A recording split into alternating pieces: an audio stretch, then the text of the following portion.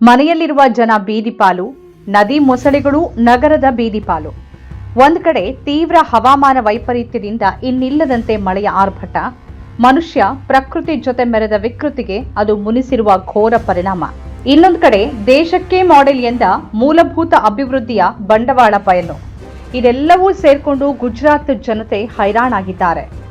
ಗುಜರಾತ್ನಲ್ಲಿ, ಅದರಲ್ಲೂ ಕಚ್ ಮತ್ತು ಸೌರಾಷ್ಟ್ರದ ಒಣ ಪ್ರದೇಶದಲ್ಲಿ ಭಾರೀ ಮಳೆ ಆಗಿರೋದು ವಿಲಕ್ಷಣ ಹವಾಮಾನ ಸ್ಥಿತಿಗೆ ಸಾಕ್ಷಿಯಾಗಿದೆ. ಗುಜರಾತಿನ 36 ಜಿಲ್ಲೆಗಳ ಪೈಕಿ 20 ಜಿಲ್ಲೆಗಳಲ್ಲಿ ಸಾಮಾನ್ಯ ಪ್ರಮಾಣಕ್ಕಿಂತ 1000% ಹೆಚ್ಚಿನ ಮಳೆಯಾಗಿದೆ. ಅಹಮದಾಬಾದ್, ವಡೋದರಾ, ಜಾಮ್ನಗರ, ದ್ವಾರಕಾ ಈ ಎಲ್ಲ ಪ್ರಮುಖ ನಗರ ಕೇಂದ್ರಗಳು ಜಲಾವೃತಗೊಂಡಿವೆ. ಹೆದ್ದಾರಿಗಳನ್ನು ನೀರೇ ಆವರಿಸಿದೆ. ಹಲವೆಡೆ ಹೆದ್ದಾರಿಗಳು ಒಡೆದು ಹೋಗೋದಕ್ಕೂ ಪ್ರವಾಹ ಕಾರಣ ಆಗಿದೆ. ವಡೋದರಾದಲ್ಲಿ ಉಕ್ಕಿ ಹರಿತಾ ಇರುವ ವಿಶ್ವಾಮಿತ್ರಿ ನದಿಯಿಂದ ಮೊಸಳೆಗಳು ನಗರದ ಒಳಕ್ಕೆ ಬಂದ್ಬಿಟ್ಟಿವೆ. ಪ್ರವಾಹದಿಂದಾಗಿ ಈಗಾಗಲೇ 28 ಜನ ಸಾವನ್ನಪ್ಪಿದ್ದಾರೆ. 50,000ಕ್ಕೂ ಹೆಚ್ಚು ಮಂದಿ ಪ್ರವಾಹದಿಂದ ಸಂಕಷ್ಟಕ್ಕೆ ಒಳಗಾಗಿದ್ದಾರೆ. ಜನಜೀವನ ಅಸ್ತವ್ಯಸ್ತವಾಗಿದೆ. ವಿಶ್ವಾಮಿತ್ರಿ ನದಿ ಅಪಾಯದ ಮಟ್ಟವನ್ನೂ ಮೀರಿ ಹರಿತಾ ಇದೆ.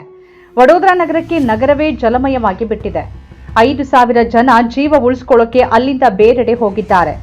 2,000 ಜನರನ್ನ ರಕ್ಷಣೆ ಮಾಡಲಾಗಿದೆ. ರಸ್ತೆಗಳೆಲ್ಲವೂ ಜಲಾವೃತವಾಗಿವೆ. ನದಿಯ ಮೊಸಳೆಗಳು ಮನೆಯೊಳಗೆ ಬಂದಿವೆ. ಮನೆಯಲ್ಲಿ ಇರಬೇಕಾದವರು ಹೊರಗಿರಬೇಕಾಗಿದೆ. ಹೆಲಿಕಾಪ್ಟರ್ ಮೂಲಕವೂ ರಕ್ಷಣಾ ಕಾರ್ಯಾಚರಣೆ ನಡೆದಿದೆ. ವಡೋದರಾದಲ್ಲಿ ಮಾತ್ರವೇ ಅಲ್ಲ, ಹಲವಾರು ಕಡೆ ಪರಿಸ್ಥಿತಿ ತೀರಾ ಕೆಟ್ಟಿದೆ. ಭರೂಚ್ ಬಳಿ ಹೈವೇ ಹಾಳಾಗಿದ್ದು ಸಂಚಾರ ಸಾಧ್ಯವಾಗದಂತಾಗಿದೆ. ಜಾಮ್ನಗರ ಪಟ್ಟಣ ಕೂಡ ನೀರಿನಲ್ಲಿ ಮುಳುಗಿ ಹೋಗಿದೆ. ಬಸ್ ನಿಲ್ದಾಣ, ಪೊಲೀಸ್ ಚೌಕಿ ಎಲ್ಲವೂ ಜಲಾವೃತವಾಗಿವೆ. ದ್ವಾರಕೆ ಕೂಡ ಪ್ರವಾಹ ಸ್ಥಿತಿಯಿಂದ ಹೊರತಾಗಿಲ್ಲ. ಇನ್ನು ಅಸಲಿ ವಿಚಾರದತ್ತ ನೋಡೋದಾದ್ರೆ, ಮೂಲಸೌಕರ್ಯ ಅಭಿವೃದ್ಧಿಯ ಕಥೆ ಎಂಥದ್ದು ಅನ್ನೋದನ್ನೇ ಈ ಪ್ರವಾಹ ಸ್ಥಿತಿ ಹೇಳುತ್ತೆ. ರಾಜಕೀಯದ ಭ್ರಷ್ಟಾಚಾರದ ಪರಿಣಾಮವನ್ನ ಜನತೆ ಅನುಭವಿಸಬೇಕಾಗಿದೆ. ವ್ಯವಸ್ಥೆನೇ ಜನಸಾಮಾನ್ಯರನ್ನ ಸಂಕಷ್ಟಕ್ಕೆ ನೂಕಿದೆ. ಆದರೆ ಇದೆಲ್ಲದರ ನಡುವೇನೂ ಹವಾಮಾನದಲ್ಲಿ ಆಗ್ತಿರುವ ಗಂಭೀರ ವೈಪರೀತ್ಯಗಳನ್ನ ಕಡೆಗಣಿಸುವಂತಿಲ್ಲ.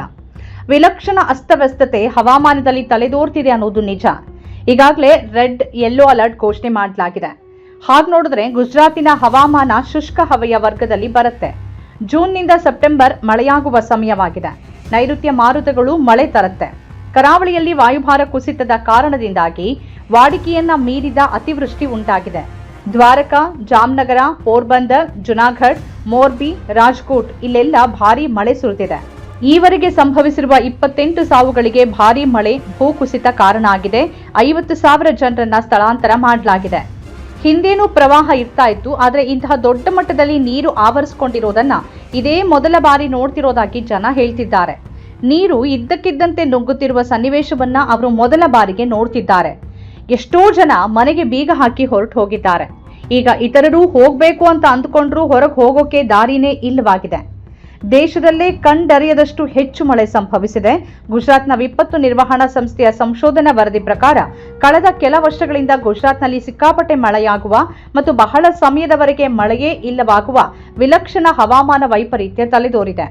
ಅತಿ ಕಡಿಮೆ ಸಮಯದಲ್ಲೇ ಅತಿ ಹೆಚ್ಚು ಮಳೆಯಾಗುವ ಈ ವೈಪರೀತ್ಯ ಈಗ ಸಂಭವಿಸಿರುವ ಭಾರೀ ಪ್ರವಾಹ ಸ್ಥಿತಿಗೆ ಕಾರಣ. ರಾಜ್ಯದ 19 ಜಿಲ್ಲೆಗಳಲ್ಲಿ ಇಂಥದ್ದೇ ಸ್ಥಿತಿ ಇದೆ. ಭಾರತೀಯ ಹವಾಮಾನ ಇಲಾಖೆ ಕಳೆದ 3 ವರ್ಷಗಳ ದಾಖಲೆಗಳನ್ನು ಆಧರಿಸಿ ಹೇಳುವ ಪ್ರಕಾರ ಅರಬ್ಬಿ ಸಮುದ್ರದಲ್ಲಿ ತಲೆದೋರುವ ವಾಯುಭಾರ ಕುಸಿತ ಕಚ್ ಮತ್ತು ಸೌರಾಷ್ಟ್ರದಂತಹ ಶುಷ್ಕ ಪ್ರದೇಶಗಳಲ್ಲೂ ಅತಿವೃಷ್ಟಿಯನ್ನು ಉಂಟು ಮಾಡುತ್ತೆ. 70 ಕಿಲೋಮೀಟರ್ಗಿಂತಲೂ ಹೆಚ್ಚಿನ ವೇಗದಲ್ಲಿ ಬೀಸುವ ಚಂಡಮಾರುತಕ್ಕೆ ಕಾರಣ ಆಗಿದೆ. ದಕ್ಷಿಣ ರಾಜಸ್ಥಾನದ ಕಡೆಯಿಂದ ಹಾದು ಬಂದು ಗುಜರಾತ್ಗೆ ಅಪ್ಪಳಿಸುವ ಈ ಚಂಡಮಾರುತ ಪಾಕಿಸ್ತಾನ ಕರಾವಳಿಯತ್ತ ಸಾಗುತ್ತೆ. ಬಂಗಾಳಕೊಲ್ಲಿಯಲ್ಲಿನ ವಾಯುಭಾರ ಕುಸಿತದ ಪಾಲು ಈಗಿನ ಸ್ಥಿತಿಯಲ್ಲಿದೆ.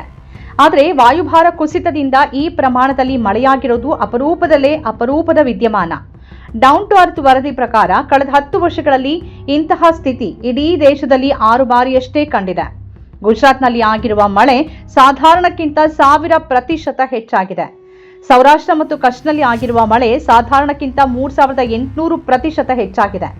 ಅತಿ ಹೆಚ್ಚು ಮಳೆ ಆಗಿರೋದು ಮೋರ್ಬಿಯಲ್ಲಿ 206 ಮಿಲಿಮೀಟರ್ ಮಳೆ ಅಲ್ಲಾಗಿದೆ. ಇದು ವಾಡಿಕೆಗಿಂತ 9,000ಕ್ಕೂ ಹೆಚ್ಚು ಪ್ರತಿಶತ ಎನ್ನಲಾಗಿದೆ. ಇಷ್ಟು ದೊಡ್ಡ ಪ್ರಮಾಣದ ಮಳೆ ಅತಿ ಕಡಿಮೆ ಸಮಯದಲ್ಲಿ ಆಗಿರೋದ್ರಿಂದ ಇಂತಹ ಪ್ರವಾಹ ಸ್ಥಿತಿ ಗುಜರಾತ್ನಲ್ಲಿ ತಲೆದೋರಿದೆ. ಒಂದ್ ಕಡೆ ಹವಾಮಾನ ವೈಪರೀತ್ಯ, ಮತ್ತೊಂದು ಕಡೆ ಮನುಷ್ಯ ನಿರ್ಮಿತ ದುಸ್ಥಿತಿ. ಇವೆರಡೂ ಇವತ್ತು ನೋಡ್ತಿರುವ ವಿಪರೀತಕ್ಕೆ ಕಾರಣ ಅನ್ನೋದನ್ನ ಗಂಭೀರವಾಗಿ ಗಮನಿಸಬೇಕಿದೆ. ಅಭಿವೃದ್ಧಿ ಹೆಸರಲ್ಲಿ ಮತ್ತೆ ತಪ್ಪುಗಳನ್ನೇ ಮಾಡುವುದನ್ನ ಇನ್ನಾದ್ರೂ ನಿಲ್ಲಿಸೋದು ಈಗಿನ ಅಗತ್ಯವಾಗಿದೆ. ಸ್ವತಂತ್ರ ಪತ್ರಿಕೋದ್ಯಮ ಇಂದಿನ ತುರ್ತು. ಅದನ್ನು ವಾರ್ತಾ ಭಾರತಿ ಮಾಡ್ತಾ ಇದೆ. ನಮ್ಮ ಚಾನಲನ್ನು ಸಬ್ಸ್ಕ್ರೈಬ್ ಮಾಡೋದರ ಜೊತೆಗೆ ಬೆಲ್ ಐಕಾನ್ ಒತ್ತಿ ನಮ್ಮನ್ನು ಬೆಂಬಲಿಸಿ. ಹಾಗೆ ನಮ್ಮ ಕಾರ್ಯಕ್ರಮಗಳನ್ನು ಲೈಕ್ ಮಾಡಿ, ಕಮೆಂಟ್ ಮಾಡಿ, ಅದನ್ನು ಬೇರೆಯವ್ರಿಗೂ ಕೂಡ ಶೇರ್ ಮಾಡಿ. ಹೀಗೆ ನೀವು ಮಾಡಿದಾಗ ನಮ್ಮ ಚಾನಲ್ ಮತ್ತಷ್ಟು ಜನರಿಗೆ ತಲುಪತ್ತೆ. ಆ ಮೂಲಕ ನಮಗೆ ಸಹಕಾರ ಆಗುತ್ತೆ. ಇದು ನೀವು ಯಾವುದೇ ಖರ್ಚಿಲ್ಲದೆ ಮಾಡಬಹುದಾದ ಸಹಕಾರ. ಧನ್ಯವಾದ.